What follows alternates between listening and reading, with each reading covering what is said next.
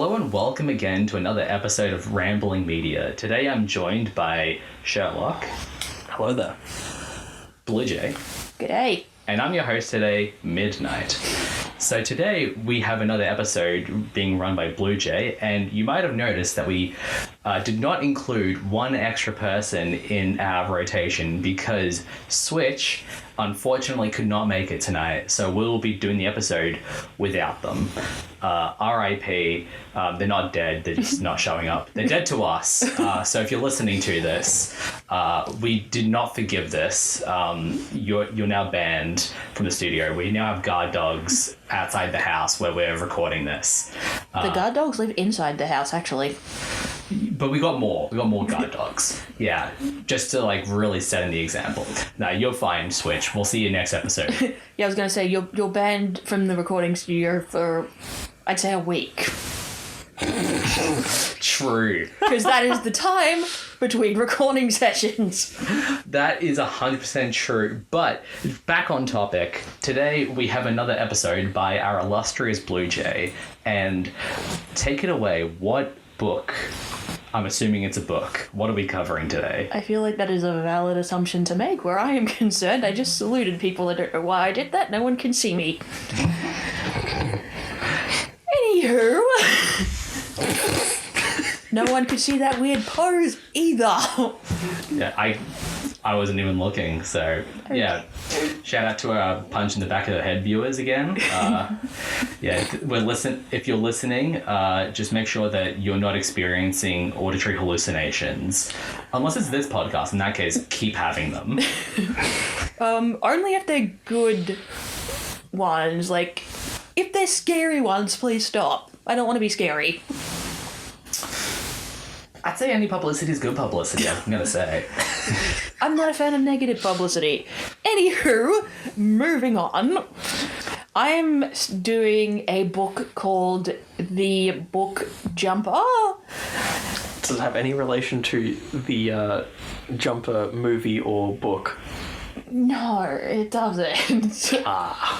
And I'm probably going to completely ruin the author's name here, so I apologize in advance. Written by someone called Mechthild Gläser? I don't know how to say that name. I would guess Gläser. You reckon? I would guess. Okay, we'll go with Gläser then. Anywho, I'm not saying that name again. I'm sorry. So, it's about teenage girl named Amy Lennox. Wait, isn't like the computer? No, as in the last name of the main character from The Secret Garden. No, as in spelling wise. Lennox. Okay. Lennox? Lennox. Okay. Isn't the computer Linux? Yes. Yeah, because it's spelled with an I. This is spelled with an E. Okay, just... Anywho, she lives with her mother. Interesting thing here, her mother gave birth to Amy when she was a teenager, so she goes by her first name. So from this point onwards, when I'm referring to Alexis, I am referring to the protagonist's mother. Right, okay. So, the mum lives in Frankston. No, they live in Germany, actually. Easy mistake to make. Not really. Okay. I don't know anyone in Frankston, so I don't understand the joke. I know Frankston has a reputation, but is it really that bad? I don't know. Anyone I've ever talked to about Frankston has the same thoughts about it, so... Okay. Yeah, same. Yeah. So, if you ever find yourself visiting Melbourne, don't go to Frankston. Yeah, There we go. You might get stabbed, maybe. It has a reputation, I'll leave it at that. Yeah. And so we have Alexis, set the scene. We have Amy and we have Alexis.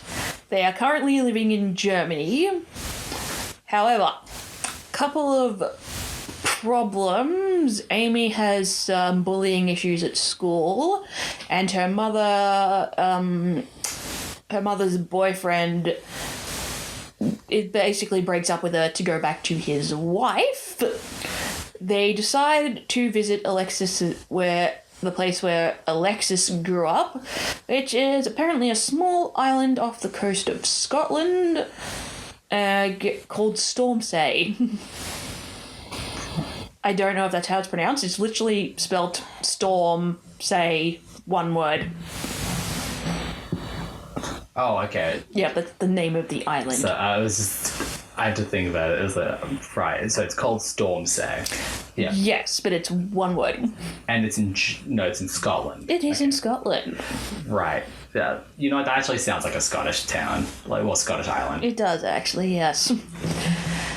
On this island, we have, to give you an idea how small it is, two families, a la Romeo and Juliet. There was an ongoing feud that has turned into a tentative truce. Right. So is it very much mirroring Romeo and Juliet? Or? A little bit. Like, there's a lot of slight references to classic literature, but not actually... The main plot doesn't copy from anything. Right.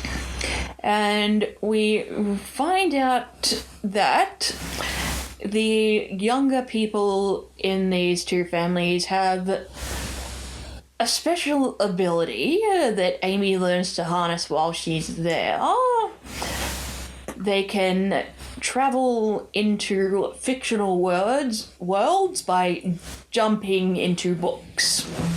It's like literally jumping into a book, as in like jumping up in the air and then teleport into a book? No. Right. They call it jumping. The process is actually described. Basically, on the island, there is a secret underground library, and there's like this sacred stone circle thing. So you take a book there, and you like hold it up to your face, and you get like sucked into the book or something. Okay, so you... At what point did I lose you? Well, it's just like... It's just odd. Just getting sucked in. I'm just going like, okay, so that's how it is. So basically there is an item, a MacGuffin, if you will, which... You've got this... well, it's not really a MacGuffin. A MacGuffin isn't something. I was going to say, MacGuffin is more... MacGuffin is something that, is only used at the very end of a story. Yeah, this is used frequently. Yeah. So, you've got this item that is the main doorway between fictional worlds. Okay. Correct. So it's basically a philosopher's stone or some other magic book stone.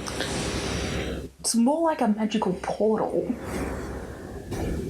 But you get to pick where the location is you go to. Yes. Okay. It's like... Think of this circle as a train station, and each book is like a platform. And that determines which way you go. Do they get to 9 3/4? Sadly, no, Harry Potter is not mentioned. It's disappointing. Yeah, they mostly focus on classical stories, which I assume means books that are in the public domain. And they can reference without copyright issues. Right, okay. I assume. Okay, sorry. So there's two other teenagers who are doing the book jumping thing. And basically their job is to, for lack of a better term, protect the fictional world, make sure nothing bad happens to it. Do the adults have this ability, or is it only the teenagers? It's only the teenagers. Apparently they lose it when they get past a certain age. They don't say what that age is, though. Right. So kind of like a Polar Express kind of thing, where it's like... I honestly don't know. Right. It sounds Polar Express-ish, but yeah, it does. Yeah, I didn't know I would use Polar Express as a parallel. Definitely not. There are 3 adults who look after the library, take care of all the physical copies and stuff. Are they all from the same 2 families, or? No, these 3 people are special in a way I'll get to in a minute. So a lot of the book it starts off with them just with Amy exploring the book world, she starts with the Jungle Book. Okay, and Runs into Shere Khan. right, like, question. Sure. Can you go into the book, grab something, and then take it out? You can. They're technically not allowed to. Okay. Just They can bring people out as well. right. Okay, so they And that's going to be important for later. good to know. And then so we have Shere Khan saying, is that going to what happened? Well, basically, Shere Khan gives Amy a little bit of a rundown on certain rules that she was not told before jumping, because the people there weren't sure if she could jump, because she's a teenager, they usually start learning when they're about 5-ish. So main rules are can't interrupt the story, and can't make any changes to it, and can't take anything out. Those are the main rules of book jumping. Oh, and because she immediately interacted with Shere Khan. Well, it's interesting because it's almost like the fictional characters of all of these books are just it's almost like they're repeating roles over and over and over again. Oh, so kind of like a time where when they're out of the scene they're supposed to be in, they have their own. Yeah, they can do whatever they want, and this is where after her interactions with Shere Khan, she goes for a little bit of a wander, tries to stay out of the way of the main plot, and this is where we discover a place called the Margins. It's like an in-between world where characters can go when they aren't doing anything. Oh, wow, okay. It's very interesting. There's a lot of... So it's like a pocket dimension within a book. Pretty much, yeah. Yeah. And yeah, it's sort of it's kind of like a crossroads. It connects everything. So It's like Shere Khan could interact with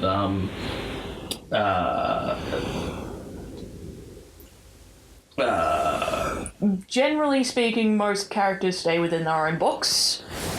It's usually side characters who don't have a lot to do. Yeah, they're just kind of chilling in a bar, having a beer together. Pretty much, yeah. That's actually what happens. Essentially, yeah. That's sick, man. Yeah.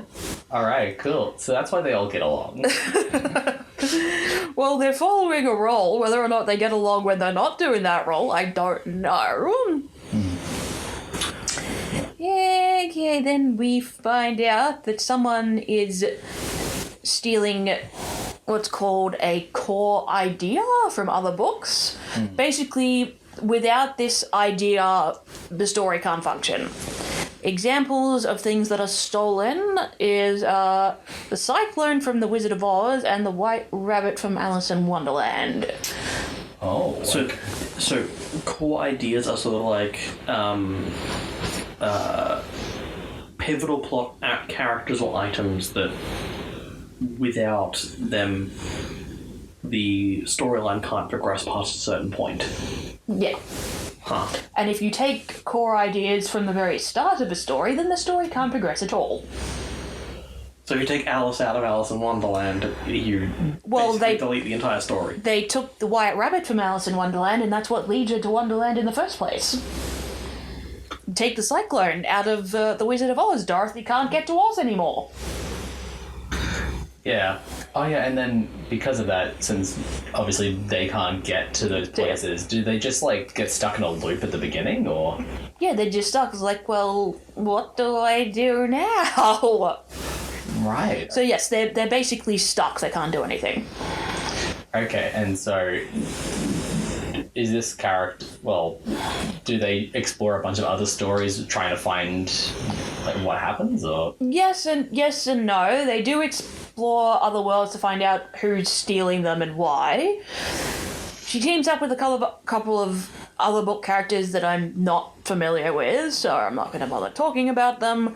Also with one of the two teenagers who was another book jumper, I probably should have mentioned these two other. There's a guy named Will and a girl named Betsy. Will's alright, he's pretty nice. Betsy's just a bully. Okay, so... Anyway, so, Amy and Will team up. We find out that Will's been a bit naughty. Really? He brought Sherlock Holmes into the real world. Oh, okay. Apparently there was some strange writing on Will's wall and he wanted help deciphering it. Oh, so, okay, that makes sense. So he wanted someone to... Yeah. Unfortunately, Sherlock Holmes later turns up dead. Oh, no. Which causes problems for the fictional world because a version of Sherlock Holmes is dead. Yeah, does that mean, he can't be returned back to the book he was in? No, he cannot. So that means that book ceases to exist, in essence. It's sort of. They do figure out a way to fix it, but I'll get to that at the end. Also, another query. Yes. Is it implied that, assuming that there is a person who is young enough who enters the area can also become a book jumper in this fictional world? No, it's not. It's implied that it's a genetic thing. That's some weird, messed up genetics. I know. Those are very specific genetics, and I'm jealous. Also, what would lead to the genetic selection for this sort of thing? It doesn't matter. I honestly don't know, but that again, it's not really mentioned. Okay, so, and at some point during their investigations, we find something out about the three adults who look after the library.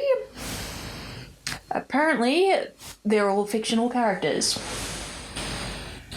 The only copy of their book was destroyed in a fire, and so they were rescued by book jumpers and taken into the real world so they could continue living to an extent.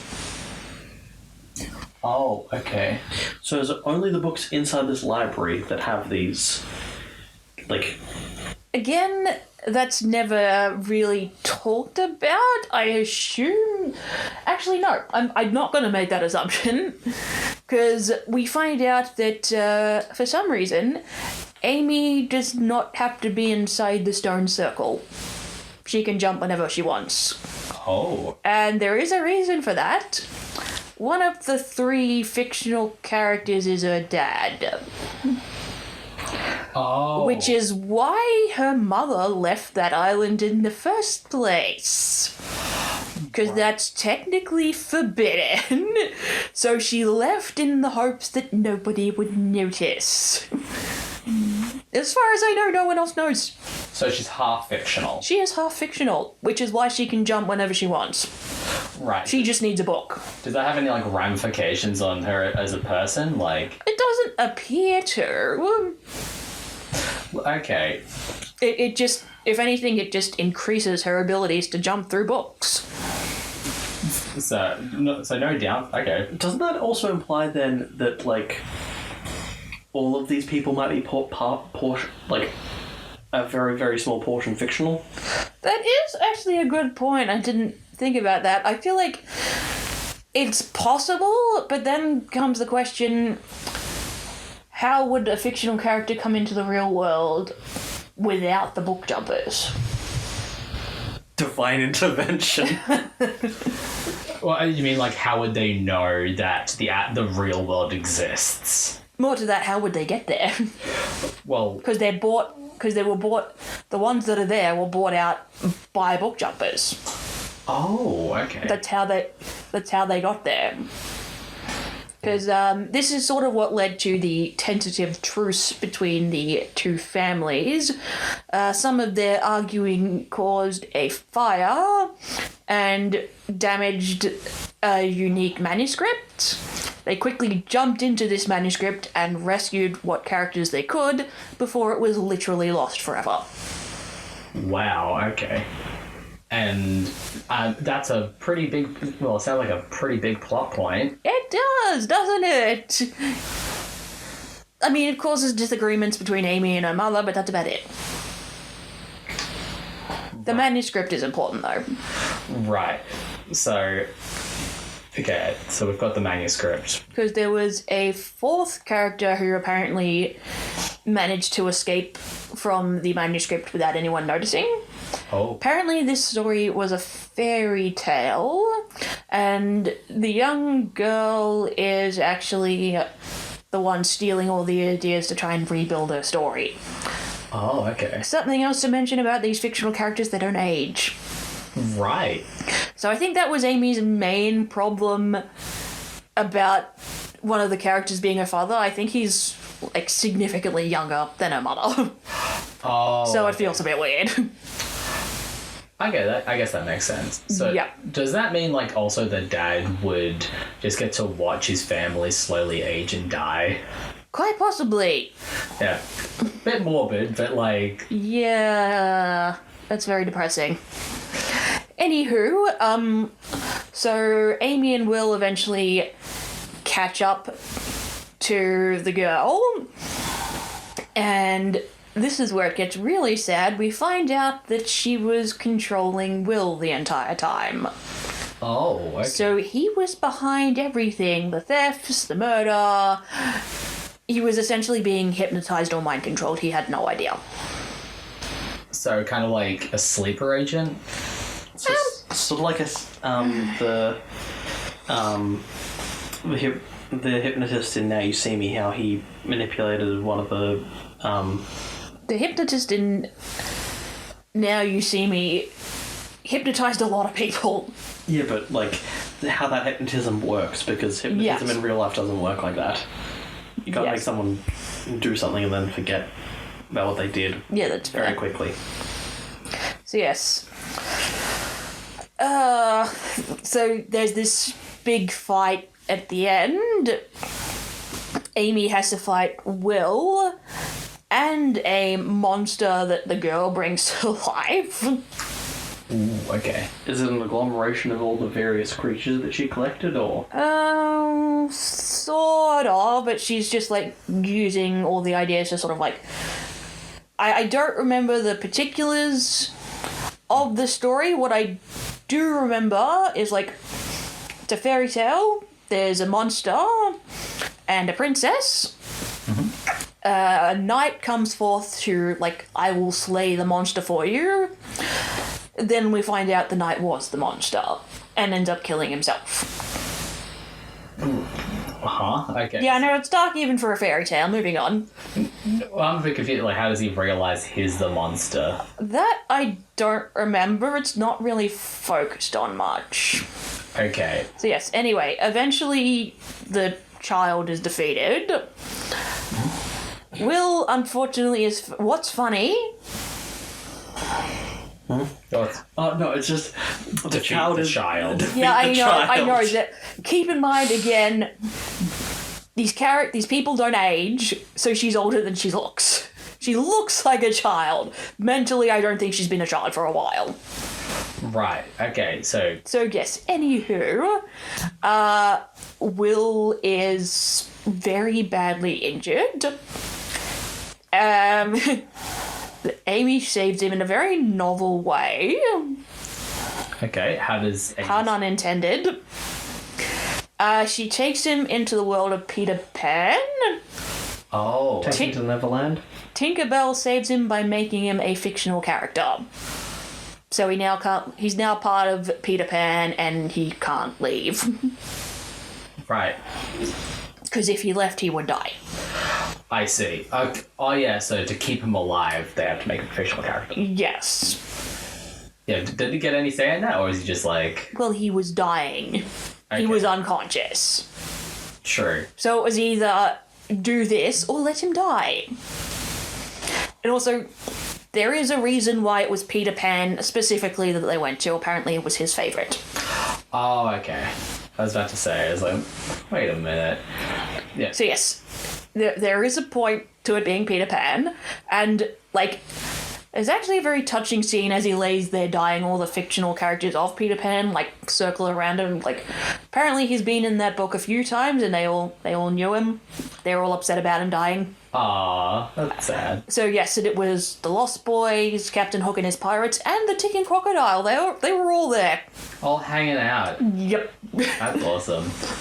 Okay, and is that how it ends? Or? Yes, it is. It ends with it ends in a bit of a vague note with Amy going back and forth between the real world and the fictional world.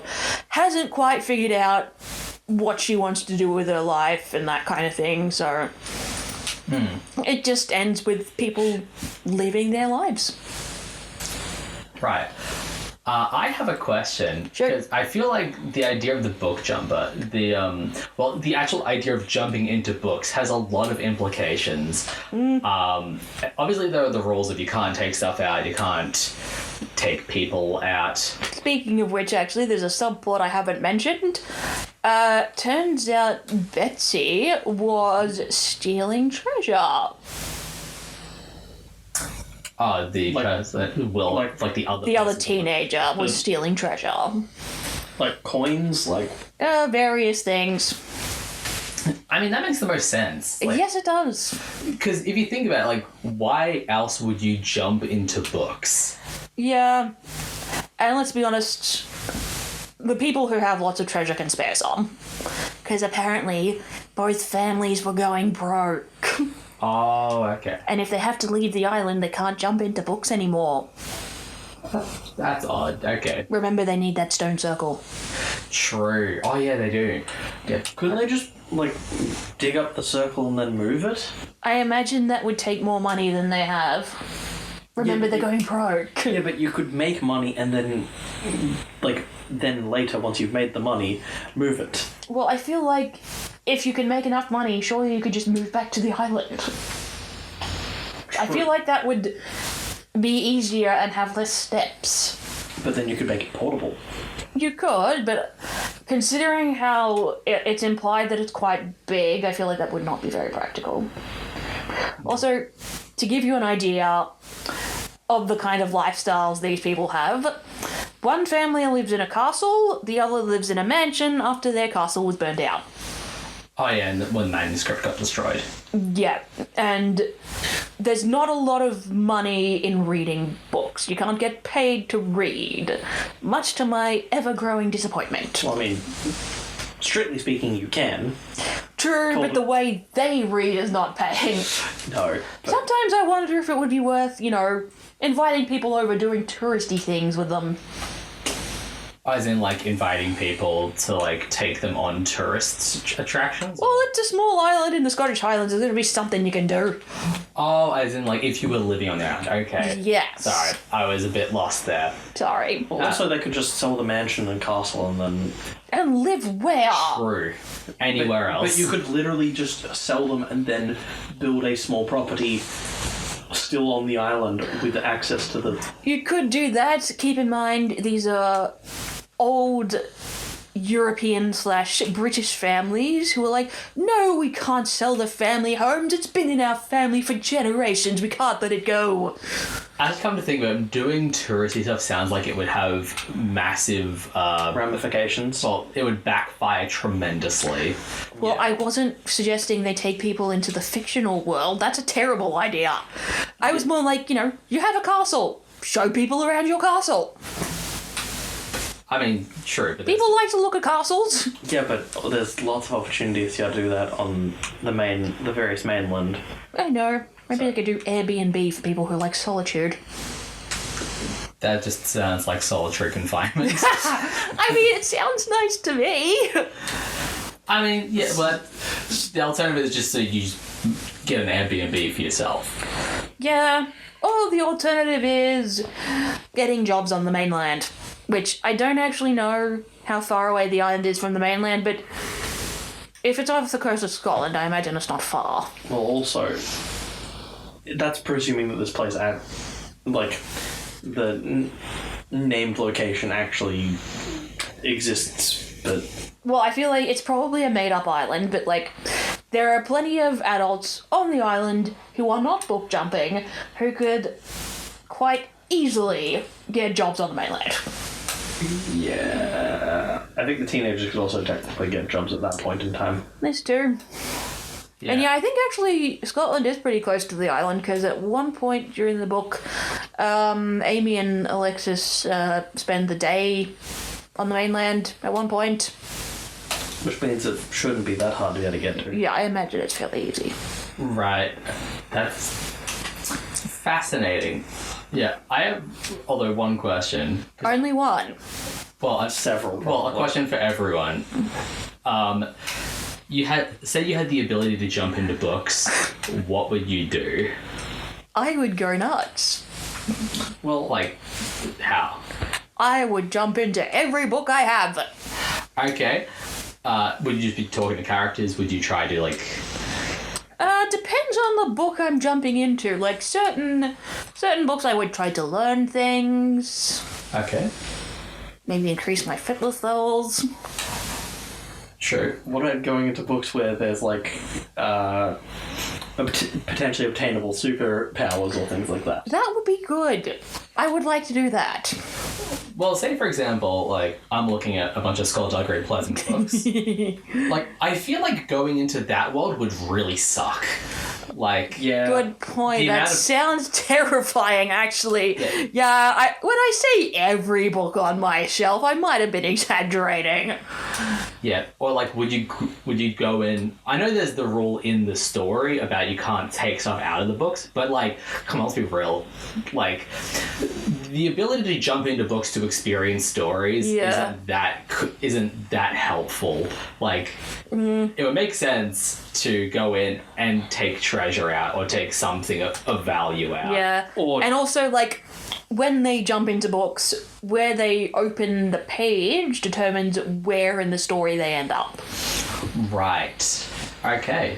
So you open up to a specific page, that's where you end up in the story.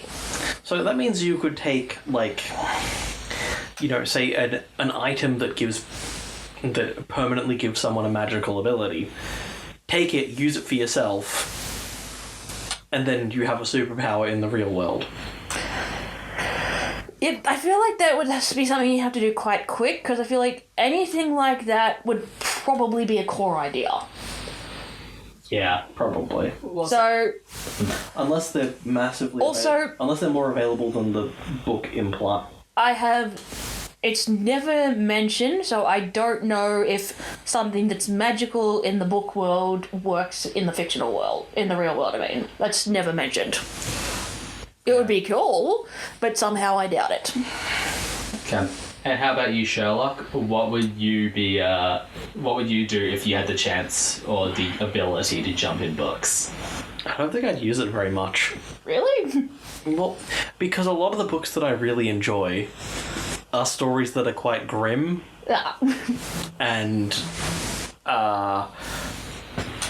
I'd probably die if I jumped into the book in the first place.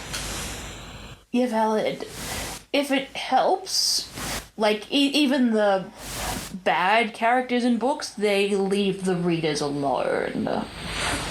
Oh, so you largely have a safe experience, Generally, yeah. unless you mess around and find out. Yeah, I wouldn't recommend trying, but yeah, like I said, the first fictional character that Amy runs into is Shere Khan, and he does nothing to her. He just talks to her.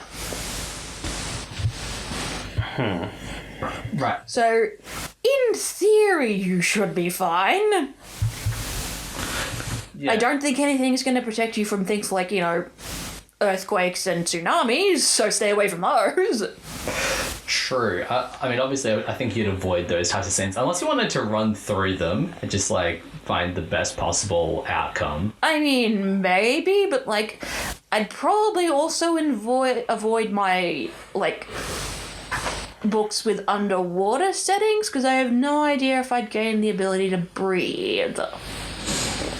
True. Well, So that's not something I really want to risk. I mean, granted, you could also.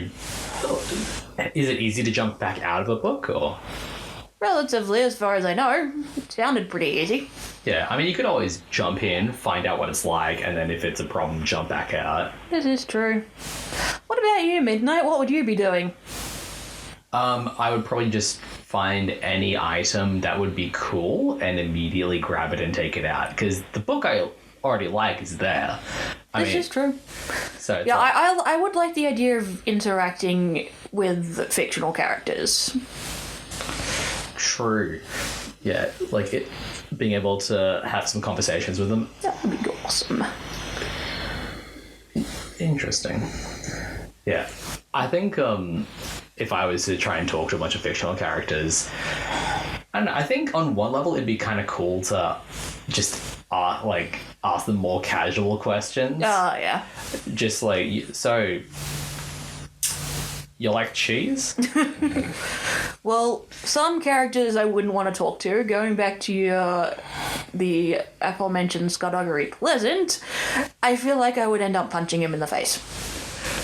Skullduggery himself? Yes. He's a witty man, I won't lie. I know, but he has the tendency to get annoying when he goes on for too long. Well, yeah, he is... Yeah. That's true. Actually, yeah, a lot of characters in fiction, like the ones that people find endearing or like entertaining in fiction, would be the most annoying people in real life. Like, Yeah, like- extremely obnoxious. Yep. It's like, Deadpool, you're awesome. I have no interest in interacting with you in real life. Yeah. Absolutely not. Watching Deadpool in a movie, funny. If I talk to him in real life, I'd be like, Shut up. leave me alone. Yeah, very much so. Yeah. Yeah. So, I'd have a few choice words for Ron Weasley as well. like what?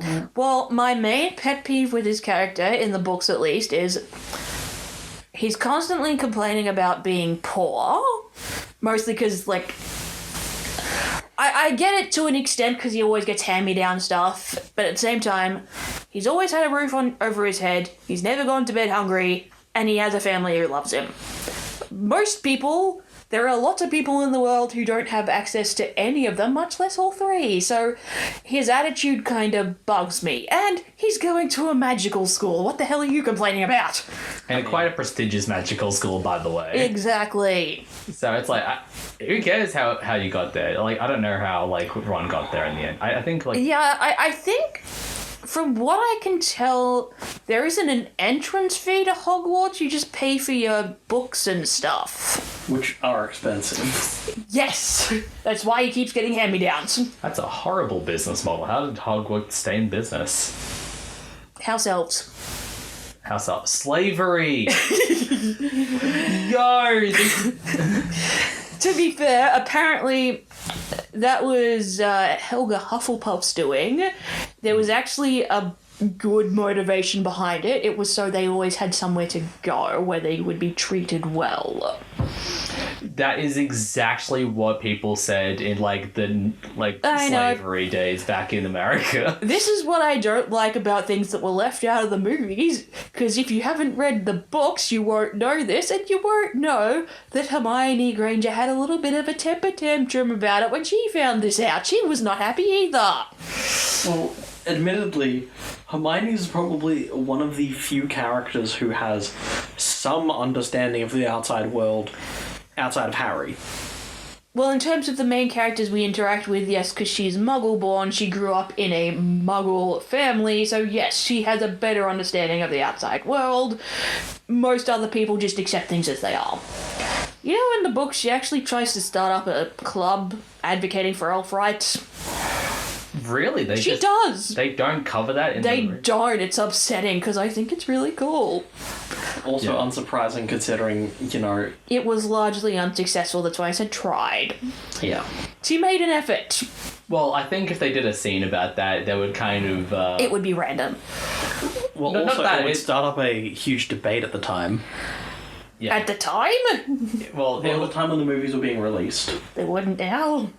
Yeah, well, it would... Sorry, you go. It would be more controversial back then, considering that rights issues were starting to come up in the conversation. Yes, of course. Of course. Whereas now, at least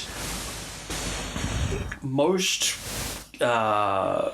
cultures and places in the Western world don't have those discussions as frequently. Because that would mean you would have to actually learn from our past mistakes, and heaven forbid we do that. Yeah. Yeah. You know, in the original draft of Willy Wonka and the Chocolate Factory, the Oompa Loompas were actually African-American slaves. Yes. Oh, yeah, I remember that. Yeah, for obvious reasons that was changed. Yeah, look, there was a period of time where people thought that it was okay. Very long period of time. Yeah. And despite what a lot of people think, slavery did not start or end with America. That's true. Well, I mean, it still happens. still exists. Exactly. That's why I said it didn't end there either. I think it started in like ancient Rome or Greece. No, Maybe even before then. Ancient Egypt. Long before then. Before ancient Egypt. Yeah. Who started with slavery? Basically since It's been happening like since every ancient civilization since the dawn of time. basically every civilization since What ancient civilization is older than Egypt? I thought Egypt was the oldest. Egypt isn't the oldest, it is the longest living civilization. Okay, for context, for those who do not know, ancient Egypt was a civilization that when Rome was first founded as not as an empire but as a small city-state, the ancient Egyptians were as old as the Romans are to us, not the end of the Roman Empire, but the beginning of it, to them. More sense. So the start of Rome, the Egyptians were over 3,000 years in existence, and they outlasted the Roman Empire. Well, we're sharing random facts about ancient Egypt. I feel like people should know that Cleopatra was not Egyptian. Macedonian. I thought she was Greek. No, Macedonian. Fight. Where's Macedonia? I'm not fighting! So Macedonia is a small country Did it used near to be Russia. a part of Greece? No, never was. You sure? Alexander the Great was Macedonian. Oh, that explains it. Okay, let's. Why do people think he's Greek then? Long history of lies. I believe that's just history in general. Yeah. Remember, history is his story. From a long line of Greek-speaking kings, apparently, according to Google. Because we all know how reliable Google is. Google usually sends you straight to Wikipedia. Well, it didn't send me to Wikipedia, it sent me to a different article. Yeah, I just heard the the disagreements, and I was like, okay, let's Google this and find out. Fair enough. Ptolemy. Yeah, she became the queen after the death of her father Ptolemy, which, yeah, okay, the armies of Octavian.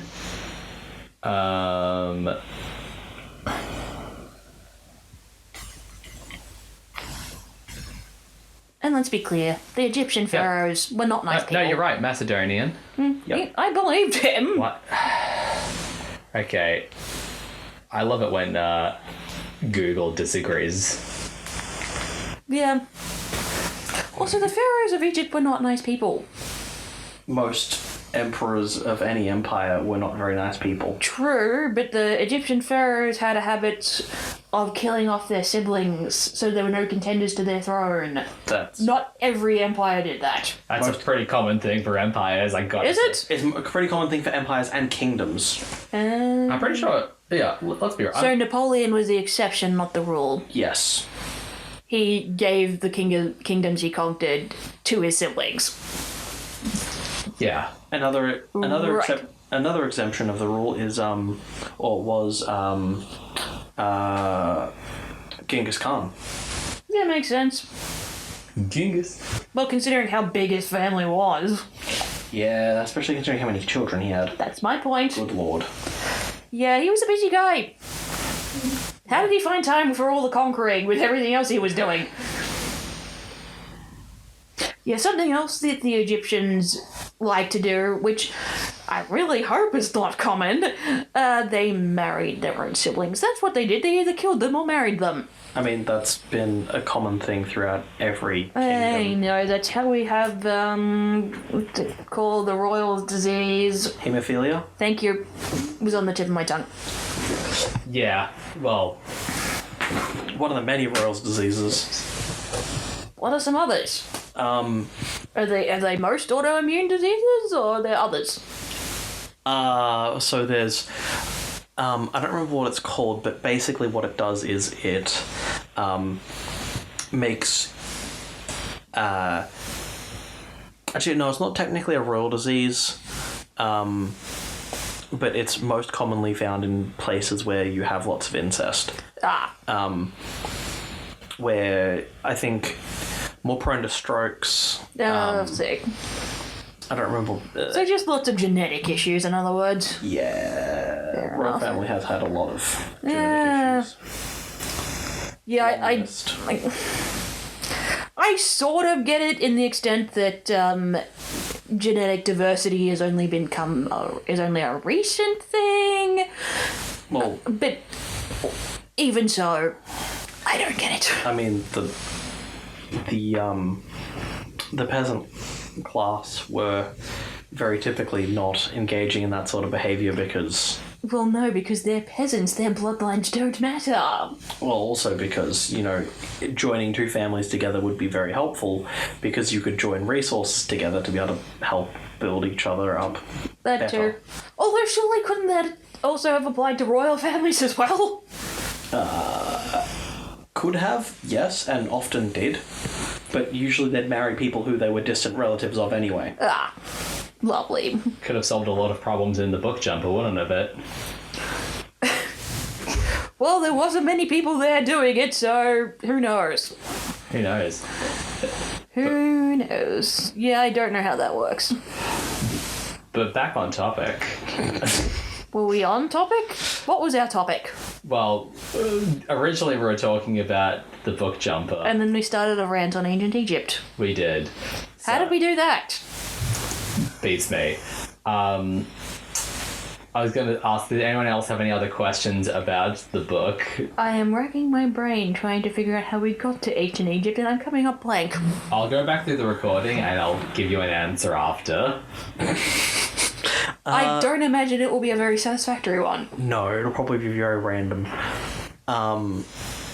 Okay, I have one last question. Sure. Is this book still available in any capacity anywhere? That is an excellent question. I do not know. I'll go to Google. Okay, go. You'd be better off Googling something like Dimmix or QBD. Or some other bookstore. Yeah, but those are the main ones in Australia. That's out of Amazon. Yes, but does Amazon have Amazon doesn't have physical bookstores?